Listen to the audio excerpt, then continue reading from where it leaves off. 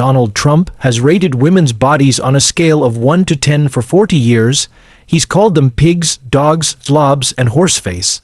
He's commented on their weight, their faces, their menstrual cycles. He's bragged about walking in on teenage girls while they were changing. He's boasted on tape about grabbing women without consent because when you're a star, they let you do it. He's been accused of sexual misconduct by 26 women. He's been found liable for sexual abuse by a jury of his peers. He owes $83 million to a woman he can't stop attacking, and somehow, impossibly, he was running for president again. But on one October night in Atlanta, 5 women stood up in a CNN town hall and did something no one had ever done before. They didn't just accuse him, they didn't just share their stories, they made him listen, they made him answer. And when he couldn't, when the words finally failed him, they made him run. By the time the broadcast ended, the former president had stormed off stage. A grandmother was holding a photograph of her 16-year-old granddaughter, and one question was echoing across every screen in America. What do we tell our daughters? He never answered. He couldn't. The setup had seemed perfect. At least that's what Trump's campaign believed. When CNN announced the special town hall, Women's Voices, a conversation on leadership, the campaign saw opportunity. Trump was hemorrhaging support among women, suburban women, college-educated women, married women, single women, basically women. This is our chance, campaign manager Chris Levite told the team. Softer Trump, compassionate Trump. Talk about Ivanka, talk about his mother, talk about how much he respects women. The format was carefully negotiated. 200 women in the audience, plus 50 men for balance. A female moderator from CNN. And as a concession to the network's demands for opposing views, 15 minutes with Congresswoman Jasmine Crockett of Texas. The public defender, Trump said dismissively when they briefed him, he was adjusting his tie in the green room, studying himself in the mirror. What's she going to do? Read me my rights. He laughed at his own joke.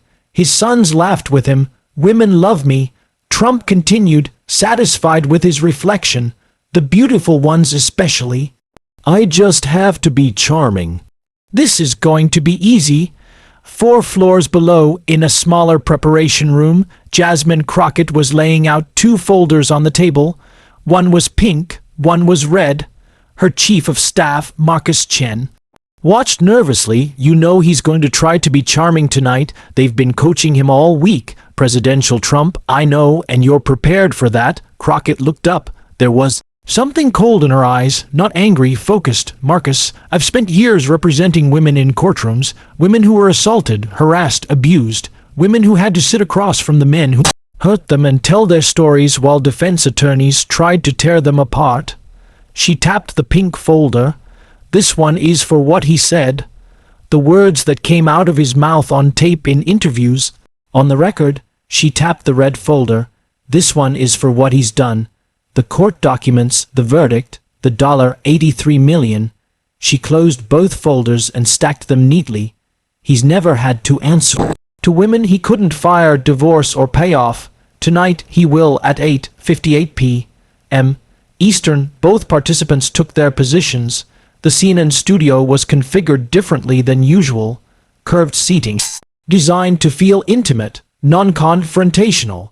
The audience of 250 was predominantly female, ranging from college students to grandmothers, selected from across the political spectrum. Trump surveyed the room with the expression of a man who believed he was walking into a fan club meeting. So many beautiful women here tonight. He said to an aide, just loud enough to be picked up by a nearby microphone, this is going to be great. Caitlin Collins stood at center stage, notes in hand. She'd been told to expect a policy discussion. Women's health care, child care, equal pay. She had no idea what was actually coming. 30 seconds, a producer called. Trump smoothed his jacket and smiled for the cameras. Crockett stood at her podium, hands resting on her two folders, her expression pleasant and completely unreadable. The red lights blinked to life. Trump seized control from the opening moments as he always did. "Let me just say how honored I am to be here tonight," he began, spreading his arms wide, his voice softer than usual. The coached presidential tone. "Look at this room. So many incredible women, mothers, daughters, grandmothers, the backbone of America." He paused for effect. "I have tremendous respect for women. Tremendous. I've promoted more women to executive positions than any real estate developer in New York history. My daughter Ivanka is one of the most successful businesswomen in America. I cherish women. I protect women. That's who I am." Polite applause from parts of the audience. Many women sat with their arms crossed waiting. Trump gestured toward Crockett with casual dismissiveness, "And they've invited the Congresswoman for balance." "Very nice, very fair," he smirked. "I'm sure she has some opinions, but I think the women here tonight want to hear about real issues. Jobs, safety, the economy, not political attacks from someone who's never built anything." Crockett waited for him to finish. Let the silence stretch just long enough. Then she spoke. "You're right, Mr. President. Let's talk about real issues. Let's talk about how you've treated women throughout your career." She opened the pink folder. "Not your words about respecting women, your actions toward them." Trump's smile flickered. "Let's start with the women who worked for you. The Trump Organization had a well-documented pattern of paying women less than men for equivalent positions.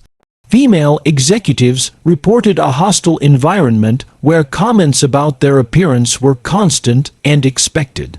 She pulled out a document. A former marketing executive described the culture this way: "If you gained weight, he'd comment on it in meetings. If you wore something he didn't like, he'd let you know. We were told to dress for the boss. Everyone knew what that meant." Trump waved his hand. "Disgruntled former employees. Every company has them. Let's talk about your beauty pageants then. You owned Miss Universe, Miss USA, and Miss Team USA from 1996 to 2015. She pulled up another document. "In a 2005 interview with Howard Stern, you bragged about walking in on contestants while they were changing. Your exact words, 'I'm allowed to go in because I'm the owner of the pageant. They're standing there with no clothes. And you see these incredible-looking women.'" She looked at him. "Some of those contestants were as young as 15, teenage girls, and you bragged about walking in on them naked." Trump shifted at his podium. "That was Howard Stern. He says things, takes things out of context. That was your voice on the recording, Mr. President. Your words, your admission." A woman stood in the audience. She was perhaps 32, professional, composed. "My name is Sarah Chen. I was 17 years old when I competed in Miss Teen USA 2006. Mr. Trump owned the pageant." Trump started to speak. "Wonderful pageant. Incredible young women. I'm not finished." The words cut through the room like a blade. "You walked into our dressing room while we were changing. Some of us were in our underwear. Some were completely naked. We were teenagers, children, and you just walked in, looked around, and smiled." Her voice remained steady, but her hands were trembling slightly. "I was 17 years old, Mr. President. I was a child, and you looked at me like I was merchandise. You had the right to inspect." Trump's response was immediate. "I don't remember that specific. There were many contestants over the years." "We remember," Sarah said. "Every single one of us remembers." She sat down. Crockett let the moment settle before continuing. "Sarah's experience wasn't unique. 11 former Miss USA and Miss Teen USA contestants have publicly stated that you walked in on them while they were in various states of undress. 11, some of them were as young as 15. She pulled out another document. Let's talk about what you said when you didn't know women were listening. The screen behind her lit up. A date, October 7th, 2016. Most people have heard this tape. It's been public for 8 years. But I think it's important to hear it again in this room with these women present. She pressed play. Trump's voice filled the studio clear and unmistakable. I moved on her like but I couldn't get there. And she was married. I did try and her. Just kiss. I don't even wait. And when you're a star, they let you do it. You can do anything. Grab them by the you can do anything. The recording ended. The silence that followed was absolute. Several women had their hands over their mouths. One older woman in the front row was shaking her head slowly, tears running down her cheeks. Crockett spoke into the silence. Those are your words, Mr. President, not edited, not taken out of context. You describing how you treat women when you think only men are listening. Trump's voice was defensive. That was locker room talk 11 years ago. I apologized. You apologized for getting caught. You said you'd never said anything like that before. But that wasn't true, was it? She pulled up a series of quotes, displaying them on screen, one after another. 1991 Esquire magazine. You have to treat women like 1992 New York magazine. It doesn't really matter what the media write as long as you've got a young and beautiful piece of ass. 2004 on The View about your daughter. She's got the best body. If Ivanka weren't my daughter, perhaps I'd be dating her. She looked up from the documents. This wasn't a one-time slip. This is who you are. This is how you talk about women, including your own daughter, when you think it's just men in the room. Another woman stood. She was in her early 40s, wearing a blazer, professional bearing. My name is Diana Morales. I was Miss Arizona in 2001. I competed in Miss USA when Mr. Trump owned the pageant. Her voice was controlled, but there was cold anger underneath. He walked into our dressing area while we were getting ready, made comments about our bodies, rated us out loud. That one's a 10, that one's maybe a 7, that one needs to lose a few pounds, like we were cattle at an auction. She looked directly at Trump. You didn't see us as people, Mr. President. You saw us as objects you were entitled to inspect because you signed the checks. Trump started to respond. I was the owner. I had a responsibility in the dressing room while we were in our underwear. That was your responsibility. Nervous, bitter laughter from several women in the audience. Diana sat down. A third woman stood. She was older than the pageant contestants, early 40s, professional, the kind of woman who'd spent decades navigating corporate environments. My name is Michelle Torres.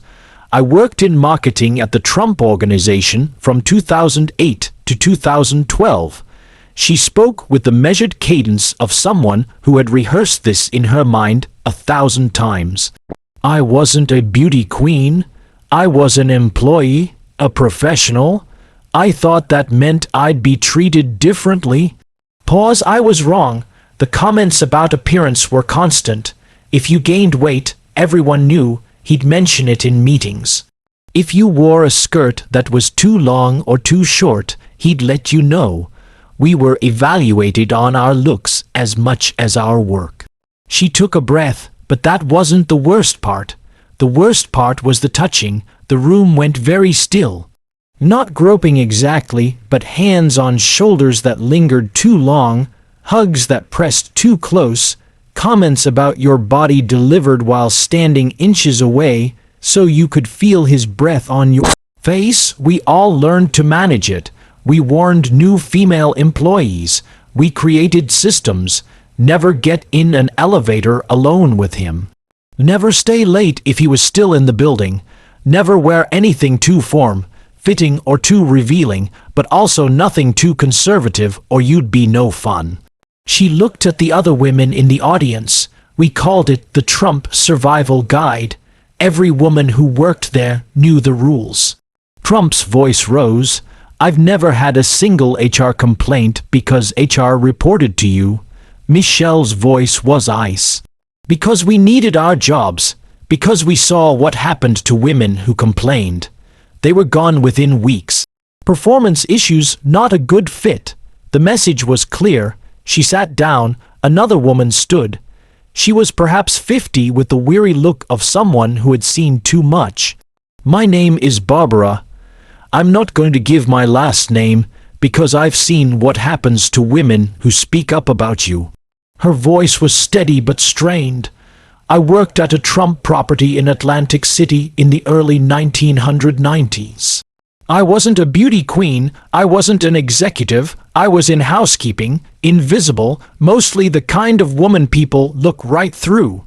She paused, but he didn't look through me. The room tensed. It wasn't what Michelle described. It was less subtle comments about my body when he walked by.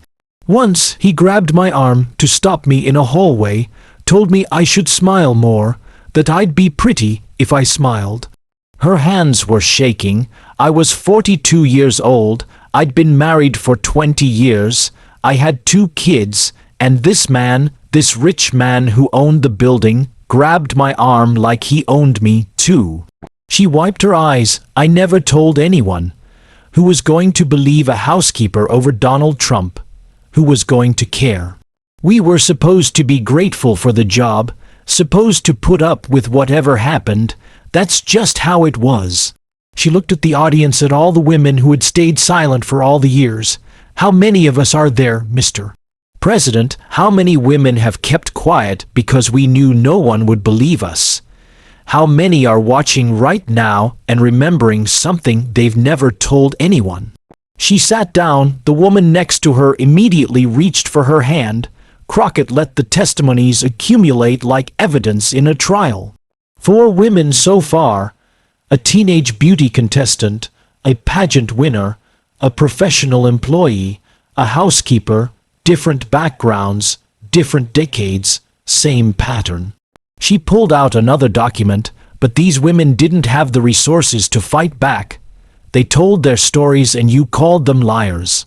You attacked their appearance. You questioned their motives, and then everyone moved on. She looked at Trump. That's how it worked for decades, wasn't it? Woman speaks, you deny. Media moves on, end of story. She held up a list. Let me read you some names. Women who publicly accused you of sexual misconduct. She began reading Jessica Leeds. She said you groped her on an airplane in the 1970s. You called her a liar. You said, and I quote, she would not be my first choice. Kristen Anderson. She said you reached under her skirt and grabbed her genitals at a nightclub. You called her a liar. Summer Zervos, a contestant on The Apprentice. She said you kissed her and groped her breasts. You called her a liar. Rachel Crooks, a receptionist at a company in Trump Tower. She said you kissed her on the lips without consent. You called her a liar. Natasha Stoof, a journalist. She said you pushed her against a wall and forced your tongue down her throat at Mar-a-Lago. You called her a liar. Mindy McGilly, she said you groped her at Mar-a-Lago. You called her a liar. Corina Virginia, she said you grabbed her arm and touched her breast at the U.S. Open. You called her a liar. She sat down the list. 26 women, Mr. President. 26 separate women have publicly accused you of sexual misconduct. And your response to every single one has been the same. Call her a liar, attack her appearance, suggest she's too ugly for you to have assaulted. She paused. Is that your defense? That you only assault attractive women? That these women should be flattered you even notice them? Trump exploded. They're all liars. Every single one. Coordinated attacks by the Democrats and the fake news media. 26 separate women across 4 decades with no connection to each other from different cities, different backgrounds, different political beliefs. They all independently decided to make up similar stories about you. She tilted her head. That's statistically remarkable. What are the odds? They want money. They want attention. They want most of them never filed lawsuits. Most of them never got $1. Most of them got hate mail, death threats, and their lives torn apart by your supporters. Crockett, let that sink in. If they were doing it for attention, they got a strange kind of attention. If they were doing it for money, they picked a very ineffective strategy. She held up the red folder, but one of them did file a lawsuit. One of them decided she wasn't going to let you call her a liar without consequences. And unlike the others, she had the resources to fight back. She pulled out court documents, a photograph appeared on screen, a professional woman, blonde hair, warm smile. Ian Carroll, journalist, advice columnist, author. In 2019, she came forward with a story about an encounter with you in the mid-1990s. Crockett began reading from Carroll's account. In 1995 or 1996, Eugene Carroll was shopping at Bergdorf Goodman in Manhattan. She encountered you by chance in the store. You recognized her, asked her to help you pick out a gift for a girl. You led her to the lingerie department. You asked her to try something on. You pushed her into a dressing room, shoved her against the wall, pulled down her tights, and penetrated her. She looked up. That's rape, Mr. President. What she described is rape. Trump exploded. That never happened. She made the whole thing up to sell books. You called her a liar publicly, repeatedly. You said she was totally lying to sell a really boring book. You said, and I quote, "She's not my type." Crockett, let that sink in. She's not my type. As if you only assault women you find attractive. As if that's a defense. She pulled out court documents. So, Eugene Carroll sued you for defamation. She said you raped her, and you called her a liar. She wanted a jury to decide who was telling the truth. Document on screen. Official court filing. The trial lasted 9 days. Both sides presented evidence. Witnesses testified. Eugene Carroll took the stand and told her story under oath, subject to cross-examination by your lawyers. Crockett pulled up another document. Your lawyers argued that she was lying, that she made the whole thing up, that she just wanted attention and money. They had every opportunity to tear her story apart. She looked at Trump, and you know what? You didn't even show up. You didn't testify. You didn't look the jury in the eye and tell them it never happened. You sent your lawyers and hid. Trump sputtered. I was advised. My legal team said. You were advised that if you testified under oath, you'd have to tell the truth. And apparently that was too dangerous. She pulled up the verdict form, May 9th, 2023.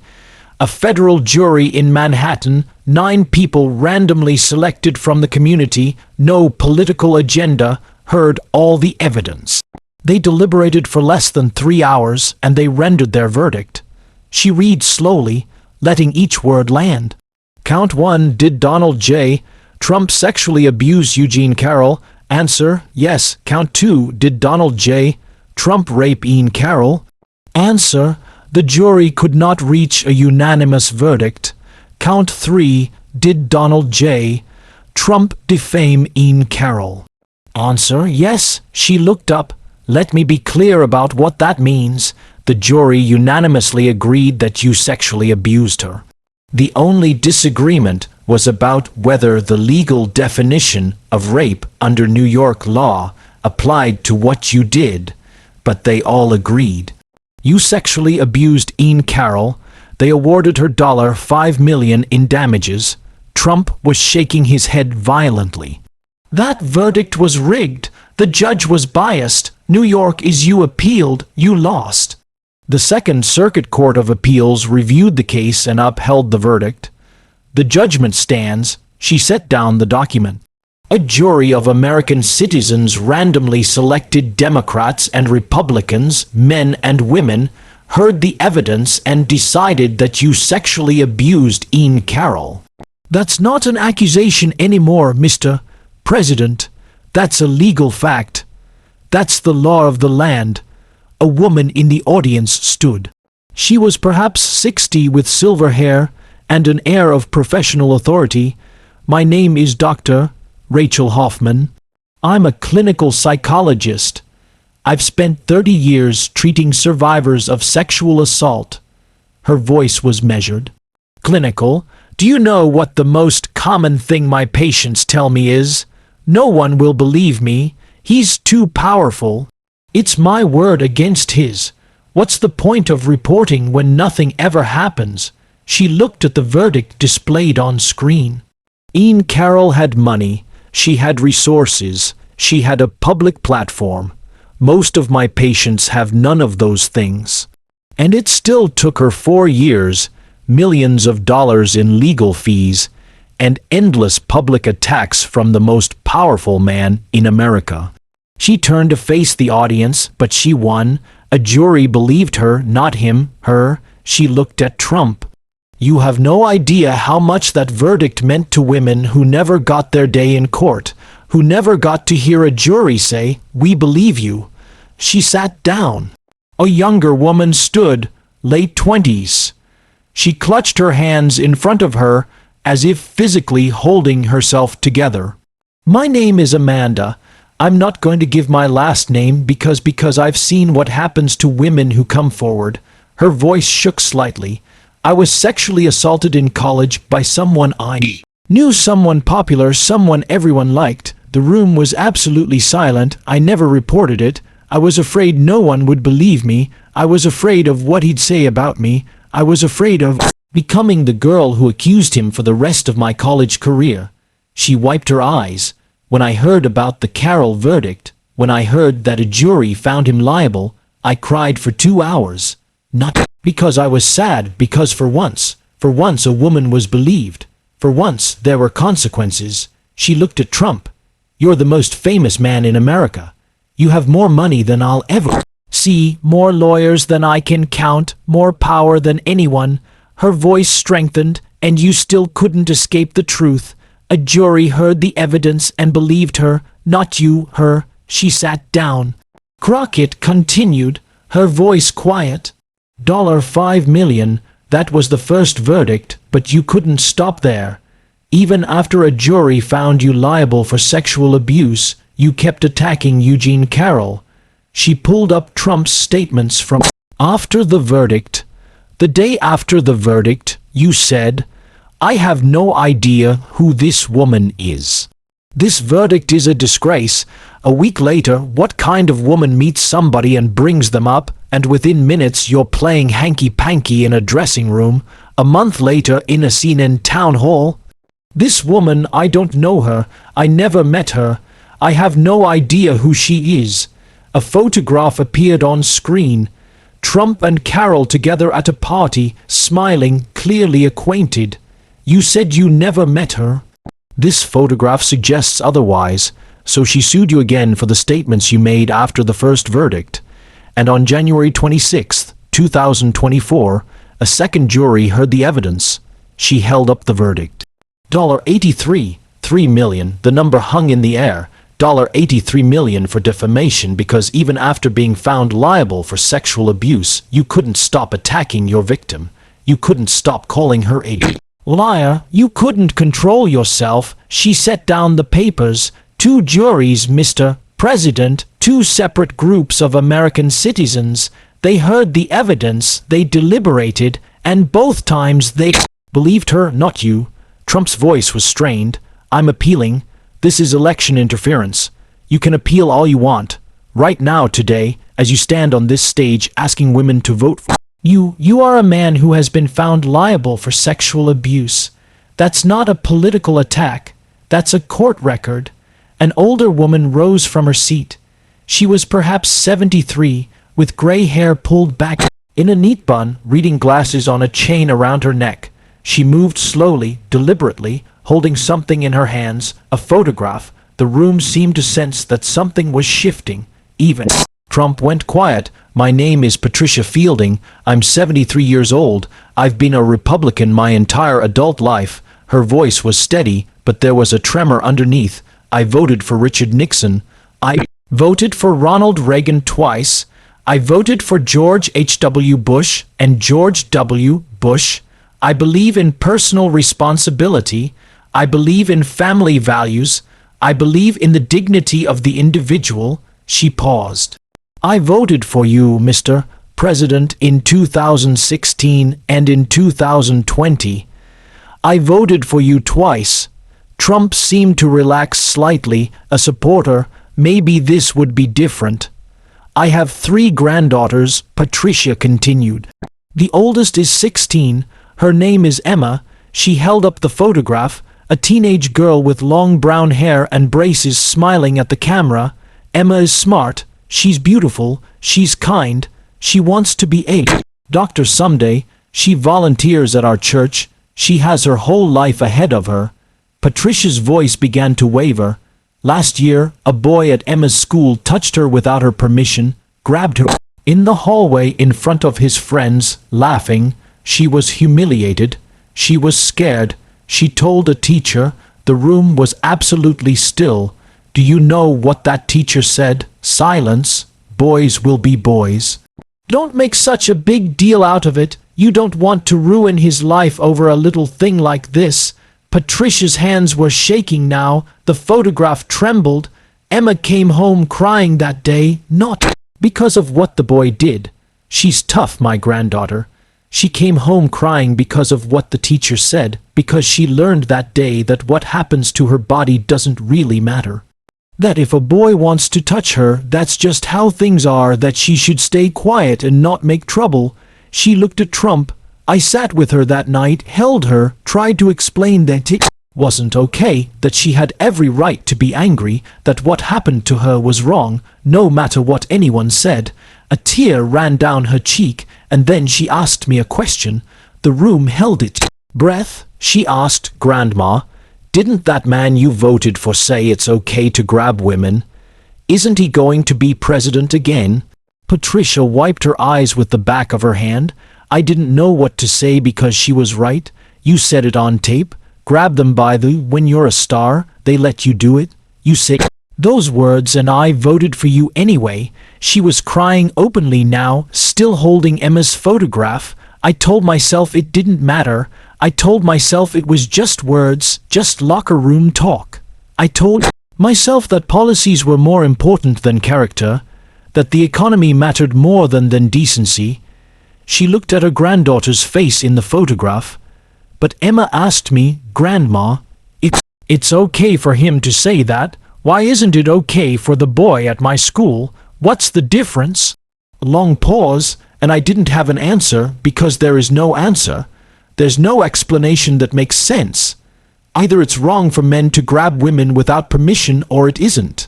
Either women's bodies belong to them or they don't. She looked directly at Trump. Her tears had stopped. Something harder had replaced them. "So I'm asking you, Mr. President, right now in front of all these women, what do I tell my granddaughter?" Trump opened his mouth. Nothing came out. "How do I explain that what happened to her was wrong, but what you've bragged about doing, what you've been found liable for doing, is somehow acceptable? Still nothing. How do I tell her that her body belongs to her when the man I voted for says he can grab women whenever he wants? Silence. How do I look her in the eye and say that the truth matters when I voted for a man who's been found liable for sexual abuse and still calls his victim a liar?" Patricia held up Emma's photograph one more time. "She's watching tonight, my Emma. She's at home with her mother watching this on television. So please, Mr. President, give me an answer I can tell her." She sat down slowly. The woman next to her immediately wrapped an arm around her shoulders. The silence stretched. 10 seconds, 20. Trump finally spoke. His voice was different, smaller. Ma'am, Patricia, I understand your concerns. I have a daughter. I have granddaughters. I would never want anyone to hurt them. Patricia looked up. But you've hurt other people's daughters, Mr. President. Other people's granddaughters. A jury said so. 83 million worth. Trump tried again, the Carroll case. That verdict was politically motivated. Crockett's voice cut through, quiet but sharp. Mr. President, a woman just asked you how to explain your behavior to her granddaughter. Maybe this isn't the moment to attack another victim. Trump wheeled toward her. This is all your fault. You orchestrated this. You brought these women here too. These women came here on their own. They have their own stories, their own pain, their own questions. She gestured at the audience, and you can't answer a single one of them. Trump was gripping the podium, his knuckles white. You don't understand. You're twisting everything. A voice from the audience. Another woman, 50s, professional. My mother never reported what happened to her. She was 19. She kept it inside for 60 years because back then no one believed women. Another voice, younger. I was groped on a subway last year. I didn't say anything because I knew no one would do anything about it. Another, my daughter is 14. She asked me why we let men like this get away with it. I didn't have an answer. The voices were overlapping now, not shouting, just speaking, just finally saying what they had been holding inside. Trump looked around wildly. He was surrounded by voices he couldn't silence, faces he couldn't dismiss, questions he couldn't answer. This is a setup. You're all he pointed at Crockett. His finger was shaking. You did this. Crockett stood perfectly still. I played a tape that's been public for 8 years. I read court documents anyone can access. These women told their own stories. She tilted her head slightly. Which part did I orchestrate, Mr. President? Something in Trump snapped. You're nothing but a nasty woman. He was pointing at her, face contorted with rage. Women like you think you can. Women like me. What? You're not even. You're just a. He was losing control. Everyone could see it. You're nothing but the word was right. They're pressing against his teeth. The room could feel it like pressure before a storm. You're a. He stopped. The silence was absolute. Crockett's voice was soft, almost gentle. Finish your sentence. Mr. President, he stared at her. His mouth worked, but nothing came out. Say what you really want to say. Say what you call women like me when the cameras aren't rolling, when it's just you and your friends and you think no one important is listening. 10 seconds passed, 20, that's what I thought. She picked up her folders. For 40 years, you've treated women like objects, like toys, like things to be raided and grabbed and discarded. And whenever a woman stood up to you, whenever a woman challenged you, you had a word for her, a word that put her back in her place. She looked at him with something that might have been pity. You almost said it just now in front of 50 million people, in front of Patricia's granddaughter watching at home. She shook her head slowly. That word doesn't hurt me, Mr. President, but it tells everyone watching exactly who you are, who you've always been. Trump grabbed his microphone, ripped it off his lapel. I'm done. This is disgusting. CNN is dead to me. You're all dead to me. He stormed toward the exit, handlers scrambling to catch up. But the wireless mic was still transmitting. It caught his voice as he retreated. Get me out of here. They ambushed me. All those women. Get me out. Crockett's voice carried across the studio. Mr. President. He paused at the edge of the curtain. Something made him turn. Every woman in this room has a story. Every woman watching at home has a story, and we are tired of being told to stay quiet. We are tired of being told to be polite. We are tired of being told not to make a scene. She held his gaze. You can walk out of this room, but you can't walk away from what you've done. And you can't walk away from what we finally see. He disappeared behind the curtain. Crockett stood alone on the stage for a moment. Then she turned to the audience. Patricia asked what to tell her granddaughter. I'd like to try to answer that. The room went quiet. Tell Emma that her body belongs to her, that no one, no matter how powerful, how famous, how rich, has the right to touch her without her permission. Tell her that her voice matters. that when she speaks up about what happened to her, she's not making trouble. She's telling the truth, and the truth always matters. Tell her that men who hurt women can be held accountable. Even powerful men, even famous men, even former presidents. It took too long, but Ian Carroll proved it's possible. She paused. Tell her she's not alone, that millions of women have stories like hers, that the silence is finally ending, that her generation doesn't have to accept what our generation accepted.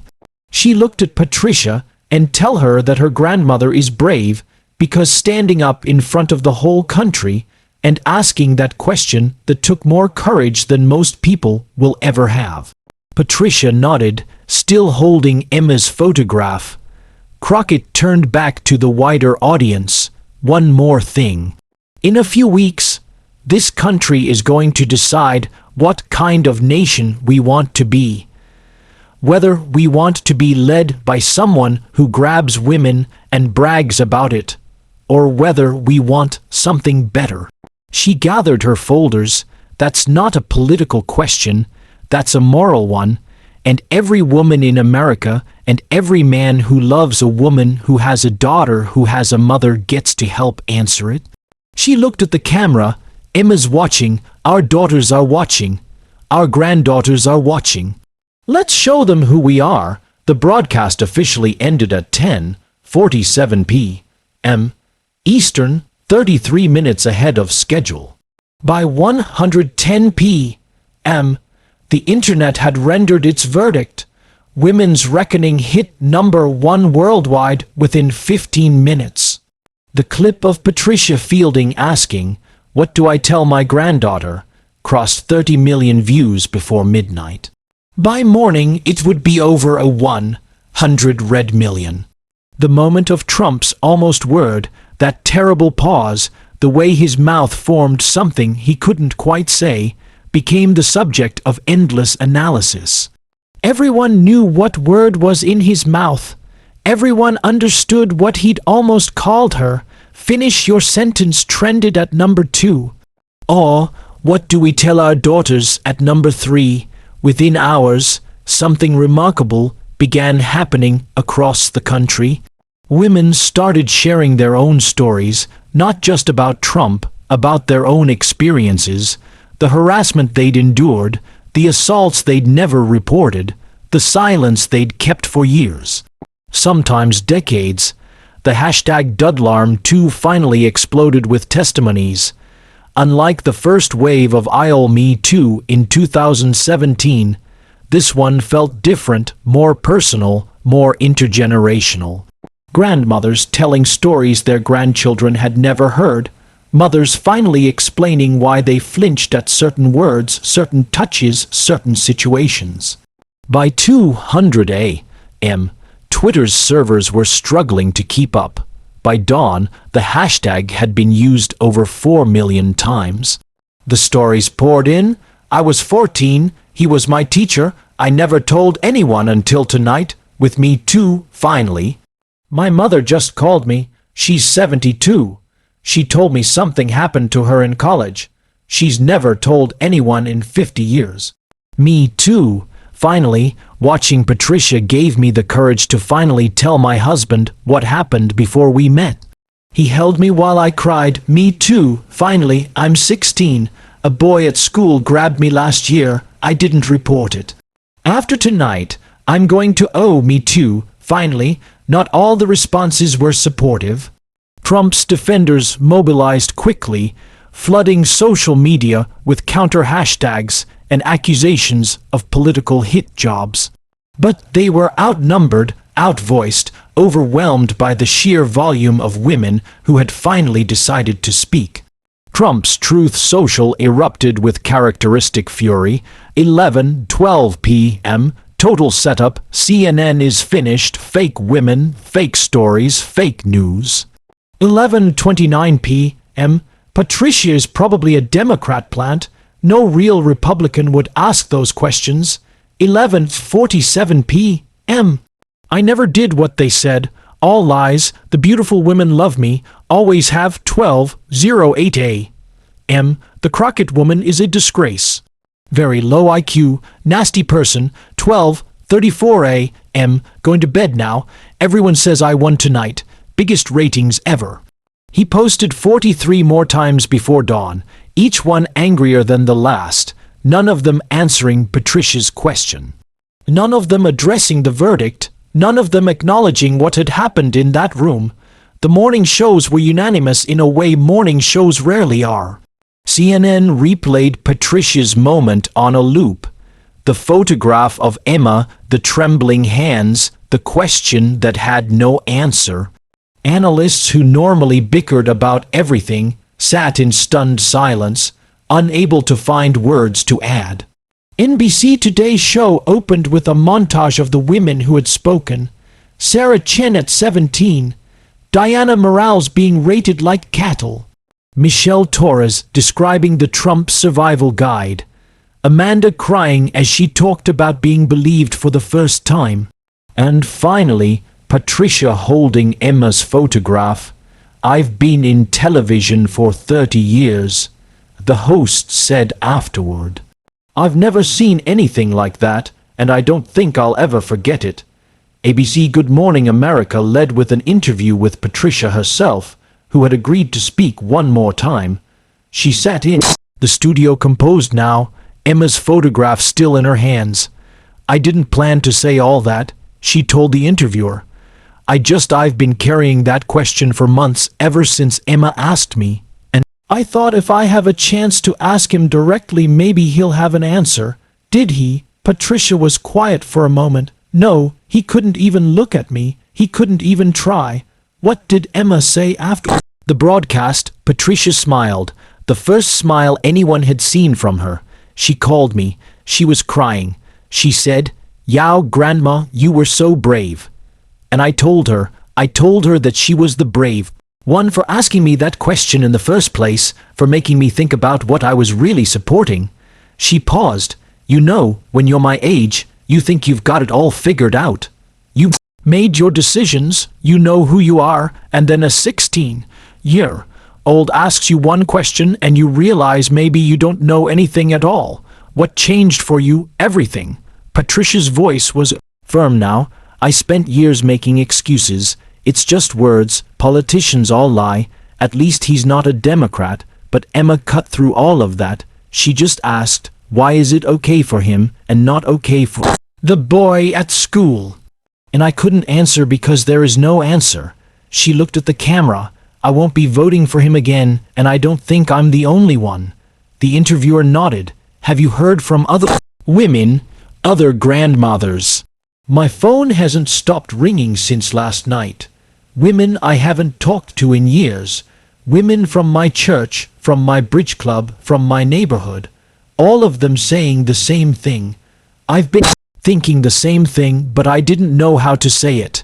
She shook her head slowly. "We were all carrying this around, all of us, and we were afraid to talk about it. Afraid of what people would say. Afraid of being called traitors or Democrats or whatever. But now," she held up Emma's photograph one more time, "now I don't care what anyone calls me. I care what Emma thinks of me. I care what kind of example I'm setting for her, and I'm done making excuses for men who don't deserve them."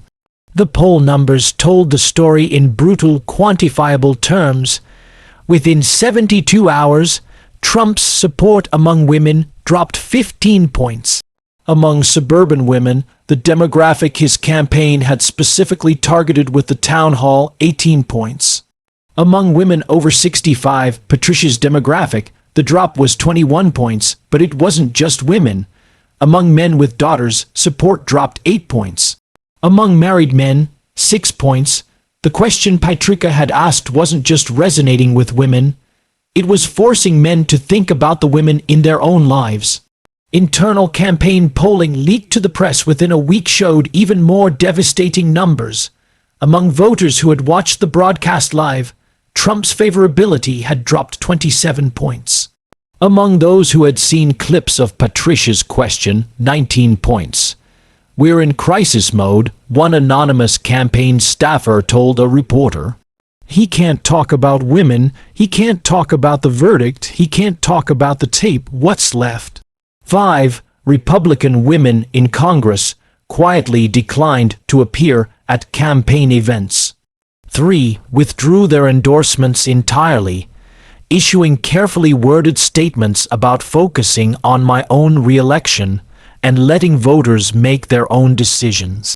Ivanka Trump, scheduled to give a speech on women for Trump the following week, canceled the appearance without explanation. Her public appearances for the campaign, once regular, became increasingly rare. When asked about her father's treatment of women, she began responding with a "I'm not going to comment on that," and walking away. The campaign went into crisis mode. Internal memos leaked to the press revealed frantic strategy sessions. Avoid women's issues entirely. One memo read, "Pivot to economy, immigration, anything else. Do not engage on Access Hollywood, Carol, or grab comments under any circumstances. If pressed, say, I've addressed that and move on." Another memo was more blunt. Do not put him in any setting with majority female audience. Do not allow any woman to ask him direct questions about past behavior. Keep female surrogates between him and female reporters at all times, but it was too late. The question had been asked. The silence had been broken, and no amount of pivoting could unask it. What do we tell our daughters? 1 month later, a movement had formed. It started small, a Facebook group called Grandmothers for Accountability, founded by Patricia Fielding the week after the broadcast. The first post was simple. "My name is Patricia. You might have seen me on TV last week. I asked a question that I've been carrying for months. I'm still looking for answers. If you're a grandmother who's been asking yourself the same things, join me. Let's figure this out together." Within 24 hours, the group had 1,000 members. Within a week, 20 zeros. Within a month, over 200 zero. They weren't professional activists. They weren't political operatives. They were grandmothers, women in their 60s, 70s, 80s. Women who had voted Republican their whole lives. Women who had supported Trump once or twice, or even considered doing it again. Women who had granddaughters asking questions. The stories poured in. Some were painful, many were angry, all were honest. "My granddaughter is 12. She asked me why I had a Trump sign in my yard when he said those things about women. I took the sign down." Carol, 67, Ohio. "I've been married for 49 years. I never told my husband what happened to me in college. After watching Patricia, I finally told him. He cried, I cried. We're both voting differently this year." Margaret, 71, Pennsylvania. "My son has 3 daughters. He asked me how I could support someone who brags about grabbing women. I didn't have an answer. Now I do. I can't." Barbara, 69, Michigan. "I thought I was the only Republican grandmother who felt this way. I'm not, thank God I'm not." Linda, 74, Arizona. The group began organizing postcards to swing states handwritten by grandmothers addressed to other grandmothers. Phone banks staffed by women who had never done political work in their lives. Testimonial videos that went viral. Grandmother after grandmother looking into the camera and saying, "I was wrong. I'm changing my vote and here's why." Patricia became reluctantly the face of the movement. She gave interviews when asked, though she was clearly uncomfortable with the attention. She spoke at churches and community centers and VFW halls, always bringing Emma's photograph, always asking the same question. "What do we tell our daughters? I'm not a political person," she said in one interview that was viewed over 10 million times. "I'm just a grandmother who had to answer a question my granddaughter asked, and I think there are millions of grandmothers out there who are being asked the same thing by their granddaughters right now."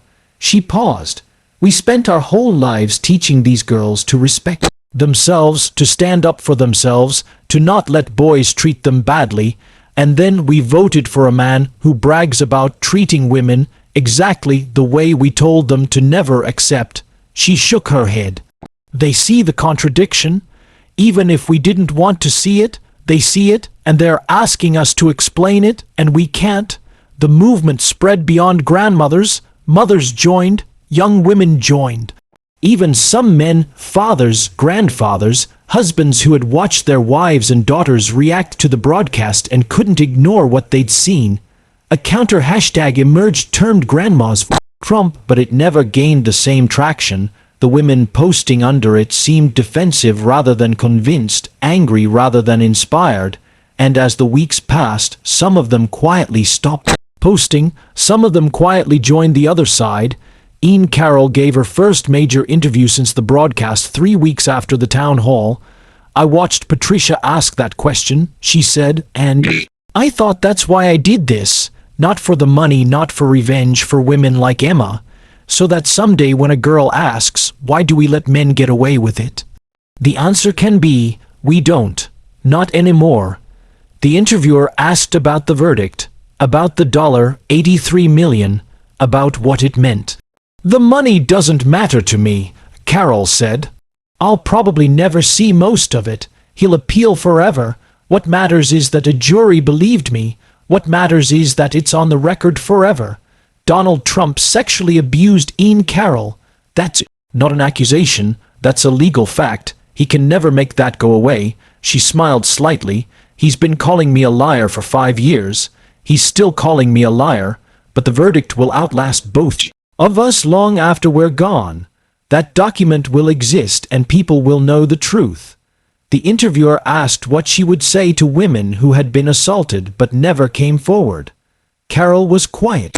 "For a long moment, I would say, you're not alone. You were never alone, and it wasn't your fault." She looked at the camera. "I would also say, if you can fight, fight. If you have the resources, use them. Because every verdict, every conviction, every time a powerful man is held accountable, it makes it easier for the next woman. It makes it harder for the next predator." She paused. "But I would also say it's not your responsibility to fix the system. You survived. That's enough. You don't owe anyone your story.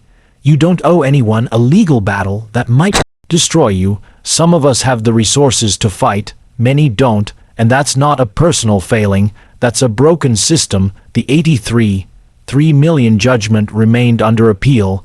Legal experts predicted it would take years to resolve, but the verdict, the simple fact that 2 separate juries had believed her, had already changed something that couldn't be appealed.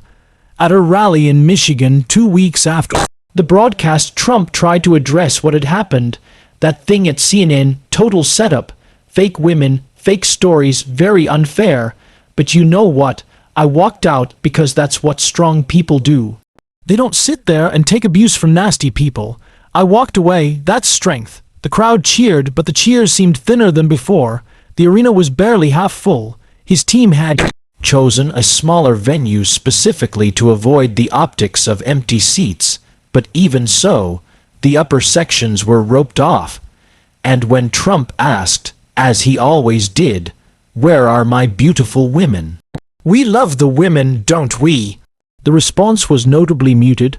A few cheers, some applause, but also silence, and something that might have been the sound of a few people quietly leaving. Outside, protesters held signs. "Finish your sentence. What do we tell our daughters? 83 million reasons to vote no. Me too." Finally, a woman in her 60s stood near the entrance holding a simple handwritten sign. "Patricia is right. I'm changing my vote." She had voted for Trump twice. She was wearing a cross around her neck and a small American flag pin on her jacket. A reporter asked her why she was there. "Because my granddaughter asked me the same question," she said word for word. "Grandma, why is it okay for him but not for the boy at school? And I couldn't answer it either." She wiped her eyes. "I'm 71 years old. I've been Republican since Reagan, but I'm also a grandmother, and I can't look my granddaughter in the eye and tell her it doesn't matter because it does. It matters more than anything." Jasmine Crockett returned to Congress 3 days after the broadcast. She did not give interviews. She did not appear on talk shows. She declined the 200+ speaking invitations that flooded her office. She did not post victory laps on social media or write op-eds about what had happened. She did not call press conferences or appear at rallies or do anything that might make it seem like she was taking credit. She went back to work. There were committee hearings, constituent services, legislation to review, the unglamorous essential work of governing that rarely makes headlines but keeps the country functioning. When a reporter caught her in the Capitol hallway, she said only, "I'm a public servant. I have a job to do, but the impact, the polling, the movement Patricia started, that's not my doing. That's women across the country finally saying out loud what they've been thinking for years. I didn't create that. I just gave them a stage. They did the rest. What about the moment when he couldn't finish his sentence? I know what word was in his mouth. Every woman in America knows, every black woman definitely knows." She smiled slightly without warmth. "And now everyone else knows too. Do you think this will last, or will people forget?" Crockett considered the question. "I think some people will try to forget. Some people will want to go back to pretending it doesn't matter. But Patricia's question isn't going away. Emma's question isn't going away. Those girls, all of them everywhere, they're watching, they're learning, and they're going to remember." She started to walk away, then turned back. "The question isn't what he almost called me. The question is the one," Patricia asked. "What do we tell our daughters? What do we tell them about what we accept, what we tolerate, what we vote for?" She straightened her jacket. "I don't have daughters. I don't have granddaughters, not yet. But I hope that if I ever do, they'll grow up in a country where that question has a better answer than the one Patricia got that night." She walked into her office and closed the door on her desk. Among the stacks of mail and briefing books and constituent requests was a handwritten letter. It had arrived that morning, forwarded from her Dallas office. The envelope was decorated with stickers, hearts, and stars, and a small drawing of a girl with a law book. "Yes, dear Congresswoman Crockett, my name is Maya. I'm 15 years old. I watched the CNN thing with my mom. I don't know if you'll ever read this, but I wanted to say thank you, not just for what you said. That was amazing. But for how you stood there. You didn't yell. You didn't get scared. You didn't back down when he got mad. You just told the truth and let him show everyone who he really is." My mom cried during Patricia's part. Afterward, she told me something happened to her when she was in college and she never told anyone before, not even my dad. She said watching those women talk made her feel like maybe it wasn't her fault. Maybe she wasn't the only one. I'm going to remember that night for the rest of my life. I'm going to remember that you can stand up to powerful people and win, not by being louder than them, not by being mean, just by telling the truth. I'm going to be a lawyer someday, maybe a congresswoman because of you. Thank you, Maya. P.S. My mom says to tell you she's voting for the first time in her life this year. She said watching you made her feel like maybe it matters after all." Crockett read the letter 3 times. Then she set it aside in a growing pile of similar letters and opened her briefing book for tomorrow's hearing. There was always more work to do, but sometimes you could see that the work was changing something, that the truth told plainly and repeatedly and without apology could actually move people, could make them question things they'd accepted their whole lives, could give them permission to change. Maya would be old enough to vote in 3 years. Emma would be old enough to vote in 2. A generation of girls was watching, learning, asking questions that didn't have easy answers. And maybe, just maybe, they wouldn't have to carry the same silence their mothers and grandmothers had carried. That would have to be enough for now. In living rooms across America, mothers sat with daughters, grandmothers sat with granddaughters, and for the first time in many of those homes they talked about what had happened to them, about what they had tolerated, about what they had accepted because they thought they had no choice, about what they would no longer accept. In a small town in Ohio, a 16-year-old girl asked her grandmother the same question Emma had asked Patricia. The grandmother, 74, lifelong Republican, 3-time Trump voter, sat with her granddaughter at the kitchen table until midnight, talking about things she'd never told anyone. In a suburb of Phoenix, a mother of 3 watched the broadcast with her husband. Afterward, she told him something that had happened to her in college. 23 years of marriage, and she'd never found the words until that night. In a retirement community in Florida, a group of women gathered the next morning in the common room. They'd always avoided politics, too divisive, too personal. But this time they talked, and they discovered that almost every one of them had a story. Almost every one of them had kept quiet. Almost every one of them had been telling themselves it was fine, it was normal, it was just how things were. Not everyone changed their minds, not everyone believed. Some women defended him, still would always defend him, had built their identities around supporting him, and couldn't let go without losing themselves.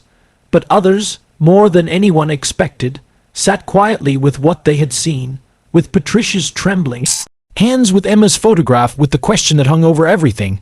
What do we tell our daughters? And slowly, painfully, they started to answer, we tell them the truth. We tell them they matter. We tell them that silence isn't safety. It's just silence. We tell them they're not alone.